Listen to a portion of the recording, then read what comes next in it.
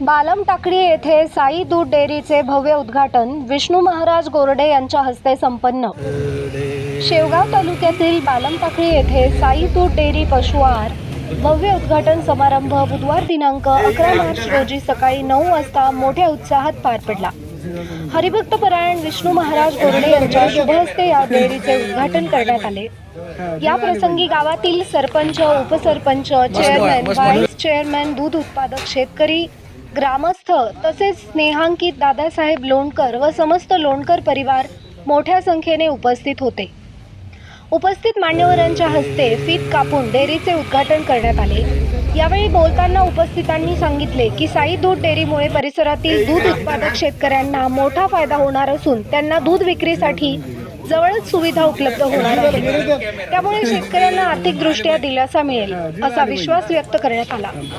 उद्घाटन समारंभानंतर उपस्थित मान्यवरांचा सत्कार करण्यात आला तसेच सर्व उपस्थितांचे आभार मानण्यात आले।